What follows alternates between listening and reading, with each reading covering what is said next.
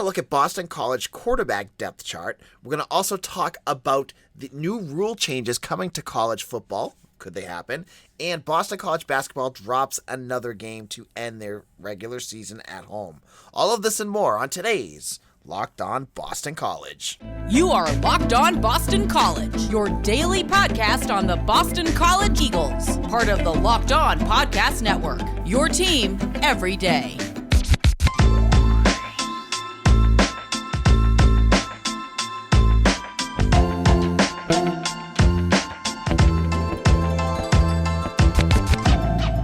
This is Locked On Boston College. I am your host, AJ Black. Happy Thursday, everyone. On our show, we're going to talk football, talk some basketball. I think we're going to talk about a lot of things you're going to want to know about. Now, all week we have been talking about Jacoby Robinson, Boston College's new quarterback commitment from Henderson, Texas. Yesterday we talked about his ranking and that some people were worried that he didn't have a big offer sheet, that he didn't have a high ranking on 247 and Rivals. And I talked about how Boston College development is more important and their evaluations are more important than star rankings.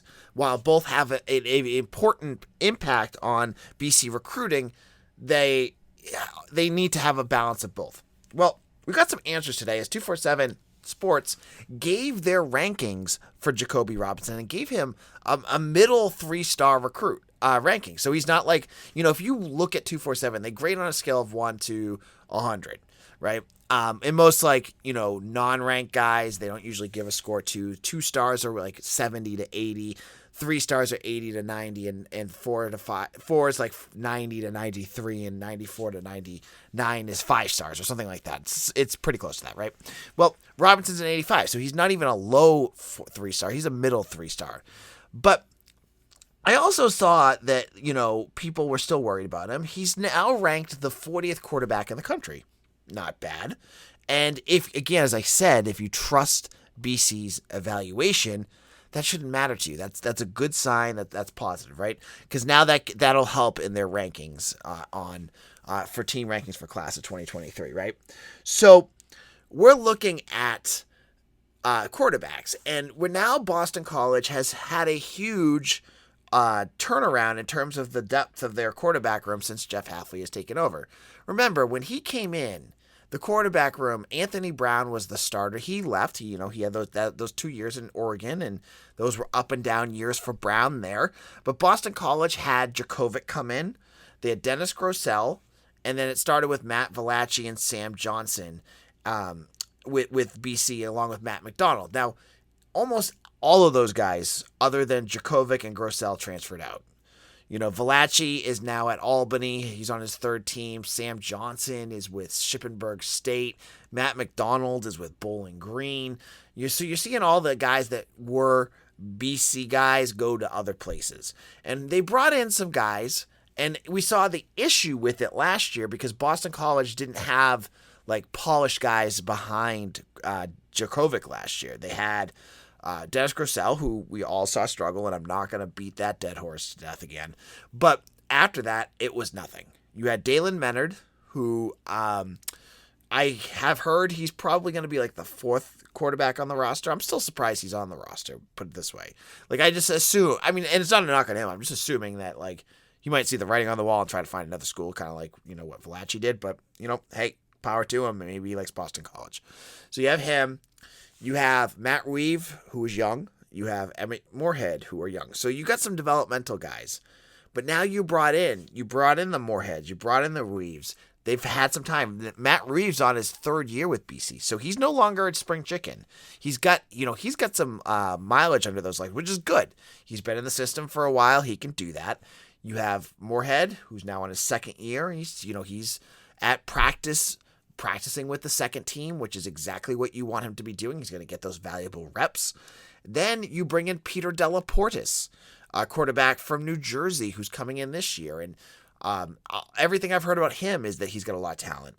So obviously at the end of last year, everyone was really excited to see what Moorhead could do. Delaportis, I've heard, has good talent. And then you bring in, you bring in Jacoby Robinson, and you look at the depth, and you're wondering, I saw some people who's going to transfer out? Honestly, That's the good problem that you want to have. If you have enough talent on your roster, you want to be having, like, unfortunately at quarterback, you want to have so many guys that could go someplace else that they actually do that. You know what I mean? Like, you want guys that are that talented, and you don't want them just to transfer to Albany or Shippensburg University or whatever. You want guys that are like, oh, well, I'm so good and I'm third on the depth chart. I'm going to go play at, Rutgers, or I'm going to go play at Illinois. That's the kind of stuff you want to see. And I think BC is going to get themselves into that good problem soon, because you're going to have a bunch of guys battling for that starting position, and some of them are not going to stay. And that's okay. That's part of college football. And I think that is going to be the first time we've seen BC have that glut of talent there since Jeff Jagodzinski's. I mean, I honestly, I don't even think it was then. Like, you can't, it's hard to even look back. You have to look back at maybe like Paul Peterson years with some of the, like, Quentin Porter and those days, like, of having a couple guys on your roster that can play. They're going to get that way in 2023. But what Hafley is doing is building depth. You need that. You saw what happened last year when you didn't have it. And I think Boston College is putting themselves in a good position here with some of these guys. Now, we need to see what they can do, right? We saw Emmett Moorhead last year look very, very raw, but, he can continue to grow, and we'll see what Della Portis looks like at, maybe if he gets to the spring game next year, or, Jacoby Robinson next year. You'll get to see these guys in person and be able to get a better read at what they're capable of doing, because right now we're not there. I'm honestly looking at this quarterback depth chart. I'm worried about next year, and I'm going to tell you why. I still think Moorhead needs at least one more year of seasoning. I'm just going to put that out there. I mean, who knows? He could take a huge leap, but that's a bit of a reach there, I think, to say that. He's going to be raw. So you better hope, and you better pray that Phil Dracovic stays healthy for another year. I think everyone's praying for that, right? You got your rosaries out, and you're lighting your scented candles and praying and praying and praying that Phil Dracovic doesn't get hurt.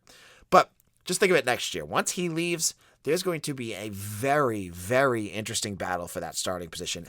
And for the folks out there that are just assuming it's going to be Emmett Moorhead, I challenge you. I don't think it's that given already, because you're going to have three names there of guys that Hafley has recruited, and we don't know who's the most polished. Remember, Moorhead had a little bit more to catch up. Della Portis, I know he had an injury in high school, so he might be a little bit behind, but you never know. One of these guys could jump into camp, pick up that offense, and fly. So I think the quarterback position is going to be an interesting sub-story, especially once Dracovic leaves. And we'll talk more about that, obviously, next year on Locked On Boston College, because I ain't going anywhere, so you're stuck with me. Now, in a moment, I'm going to step out of the bubble at Fish Fieldhouse and talk about college football in general, because there was some interesting rule changes that were brought up that could be changing the way college football is played. But not just football, college basketball is well underway with March Madness only a few weeks away. That means you need to start thinking now about where you're going to be running your brackets this year. Are you going for the usual, or are you looking for the best? We've done our homework here, and we're running our brackets with runyourpool.com. Along with standard brackets, Run Your Pool offers game types like Survivor or Pickaxe, and they're both really fun. They have options to edit scoring, and they offer way more intel to make your picks than other sites like ESPN or CBS. If you've got a business, runyourpool.com can help take away some of that Madness magic and play alongside with your employees, or even gain customers. Plus, they offer full white glove customer support, custom branding, and one of the easiest 3-minute setups you will ever find. Clearly, we believe Run Your Pool, because like I said, we're running our brackets there ourselves. There's no truer test than that. If you want to play against us for a shot at a cash prize, join us at runyourpool.com/lockedon. And while you're there, create your own pool for your family and friends. Enter Pure Madness at checkout for $10 off your custom pool.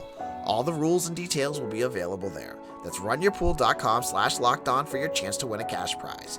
We look forward to seeing and beating you there. This is Locked On Boston College. I want to tell you about a show you need to check out. First of all, thanks for making Locked On Boston College your first listen every day. Make sure to check out the Locked On Bracket Breakdown March 14th right here on the Locked On Boston College podcast feed and YouTube channel. College basketball experts Chris Gordy, Andy Patton, and betting expert Lee Sterling give you in-depth breakdowns on every matchup. You want to know everything for that for your brackets? You got to check out this podcast. It's going to be excellent. We have these special podcasts all the time on our network, and I can't recommend them enough. So check that out wherever you get your podcasts and on our feed. Now, on Tuesday, Dennis Dodd of CBSSports.com had a report about some rule changes that college football is considering heading into the 2022 season. And these are some doozies. I'm going to read you what he wrote. 2 main rule changes that they're thinking about. Treating incomplete passes the same as running out of bounds. Beginning in 2008, the clock started after runs and fumbles out of bounds when the referee signaled ready for play. Previously, the clock started on the snap after such plays. The committee is considering treating incomplete passes the same way. The rule would be in effect until late in the half or game, perhaps the last 2 to 5 minutes, according to Shaw. So they wouldn't account for that if it's, kind of like they do in regular football. No longer stopping the clock after first downs. This is huge. This is a foundational piece of college football that differentiates it from the NFL. This change has long been considered, but the game's overseers have been hesitant, in part because it would make the college game more like the NFL. So these 2 rules, I think, are huge because what's going to happen is it's going to speed up games. Now, games are usually around 3 hours in college football. And if you have, the first down one, I'm not a big fan of because as Dodd said in his article, I kind of like the quirkiness of college football and like the fact that it's a little different than the NFL. I like that. But on the other hand, I understand why they're doing a lot of these things. And it's not money, which is what everything in the NCAA is doing. They're going under the auspice of player safety. And it does seem that way, right? You've heard people say that, the more plays that happen, so hurry up offenses can cause more injuries in college football. And then you hear that, something like this could lessen the amount of plays just in general. That's going to definitely lessen the amount of injuries. So that's a positive because any way that you can get the player safety as the biggest issue here, I think you have to take that chance. You have to make that decision that way because, again, the players are playing. They're not getting paid. Some of them are, but most of them aren't at this point. I mean, the NIL deals are nice, but many of these people are not getting paid, and so you want to protect them. You want them to take, and that was one of the things that Jim Phillips said about the reason why he voted against playoff expansion was because he didn't want players to risk it. And it's important. I think that's important. But man, this is going to change the way football plays. For watching a game, like there's certain times like, when there's incomplete passes or things like that the clock goes a lot slower and the game drags on. And those teams that have those offenses that are really, really slow and they can't get anything going through the air, the clock seems to drag. This will prevent that as well. You'll have more teams, getting on the field and taking 3 to 4 minutes a drive. In that sense, too, I saw someone, and I apologize, I don't remember who I saw.